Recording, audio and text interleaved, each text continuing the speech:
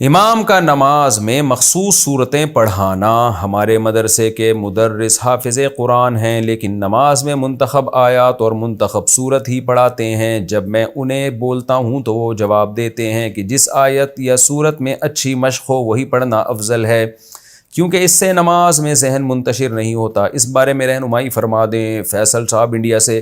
اگر ایک ہی صورت کو بار بار ریپیٹ کر رہے ہیں پھر تو ٹھیک نہیں ہے، لیکن اگر مختلف صورتیں پڑھاتے ہیں لیکن وہ مختلف متعین ہیں تو اس میں کوئی حرج نہیں ہے. بلکہ نبی صلی اللہ علیہ وسلم اور صحابہ سے ثابت ہے کہ فجر میں یہ والی صورتیں، ظہر میں یہ، عصر میں یہ، مغرب میں یہ اور عشاء میں یہ، وہ اسپیسیفک وہ مخصوص صورتیں ہی پڑھنی چاہیے. اور عام طور پر یہ تمام مساجد کے ائمہ کرتے ہیں کہ وہ ہر جگہ سے قرآن نہیں پڑھتے، وہ ان جگہ سے ہی پڑھتے ہیں جہاں سے ان کو بہت اچھی طرح یاد ہوتا ہے. تو ٹھیک ہے، اچھی بات ہے. ادھر ادھر سے پڑھیں گے بھولنے کا خطرہ ہوتا ہے تو کوئی حرج نہیں ہے اس میں. جماعت میں تیسرا شخص آ جائے تو امام آگے کیسے ہوگا؟ اگر دو آدمی نماز پڑھ رہے ہوں اور تیسرا آ جائے تو امام کیسے آگے جائے گا؟ کتنے قدم آگے بڑھ سکتا ہے؟ خورشید احمد ایسے ہی آگے جائے گا جیسے کہیں بھی دنیا میں آگے کیسے جاتا ہے. جس طرح دنیا میں کہیں بھی جب امام نے آگے جانا ہوتا ہے تو کیسے جاتا ہے؟ چل کے جاتا ہے نا. تو اب یہاں بھی ایسا ہی ہوگا، چل کے جائے گا جیسے نارملی چلتا ہے. اور کوئی طریقہ تو میں نے آپ کے علم میں ہو تو مجھے بتائیے گا، اس پہ غور کر لیں گے ہم. بہتر تو یہ ہے کہ امام آگے جانے کے بجائے وہ جو پیچھے سے مقتدی آیا ہے نا، وہ ایک مقتدی کو گھسیٹ کے اپنی طرف لے جائے، پیچھے لے جائے. پیچھے اگر جگہ نا تو پھر ہے کہ امام آگے چلا جائے اور ایسے ہی چل کے جائے گا اور ایک صف کے بقدر آگے چلا جائے، بس اتنا کافی ہے.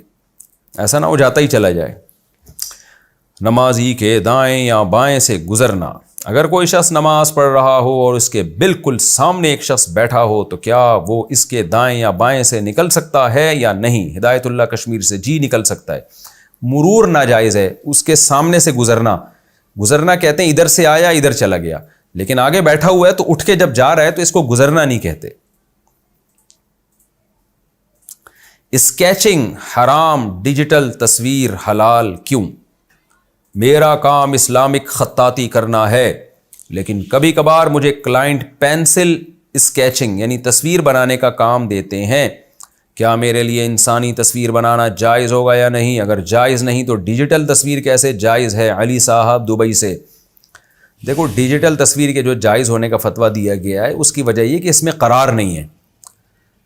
یہ تو ریز ہیں ایک، یعنی اس کی مثال جیسے اس کی جیسے ایک عکس ہوتا ہے نا، عکس کی اشبہ بالعکس ہے، عکس کے زیادہ قریب ہے. یہ نبی صلی اللہ علیہ وسلم سے جن تصویروں کی ممانعت منقول ہے ان کا باقاعدہ ایک دیوار پہ یا کاغذ پہ وہ قرار والی تصویریں تھیں. اس ڈیجیٹل تصویر میں قرار نہیں ہے، تو ایک بہت بڑا فرق ہے. جب فرق آ گیا تو جو علماء اس کو جائز کہتے ہیں وہ کہتے ہیں اس کے ناجائز ہونے کی کوئی دلیل نہیں ہے. تو جن تصویر جس کے ناجائز ہونے کی دلیل ہمارے پاس موجود ہے وہ ذات قرار والی تصویریں ہیں. اور ایسی چیزوں میں اصل حلت ہے، جب تک حرمت کی کوئی دلیل نہیں ہوگی حلال ہی کہا جائے گا. تو یہ ان علماء کی دلیل ہے جو ڈیجیٹل تصویر کو جائز سمجھتے ہیں. ہمارا بھی چونکہ رجحان اسی طرف ہے تو ہم بھی اس کو تصویر کے حکم میں داخل نہیں کرتے، لیکن ہاتھ سے جب آپ تصویر بناتے ہیں تو بالکل واضح حرام تصویر ہے. اس پر تو صریح حدیثیں ہیں اور بہت سخت وعیدیں ہیں. تو ہاتھ سے آپ تصویر چہرے کی، باقی باڈی کی تو بنا سکتے ہیں، چہرے کی تصویر آپ ہاتھ سے نہیں بنا سکتے، گناہ کبیرہ ہے. نبی صلی اللہ علیہ وسلم نے فرمایا ان من اشد الناس عذابا یوم القیامۃ المصورون. سخت ترین عذاب قیامت کے دن تصویر بنانے والوں کو ہوگا. تو اس سے آپ اجتناب کریں. اور اگر بنانی ہے تو چہرہ واضح نہیں ہو، آنکھ ناک کان اس کے ناک نقش جو ہے واضح نہیں ہونے چاہیے.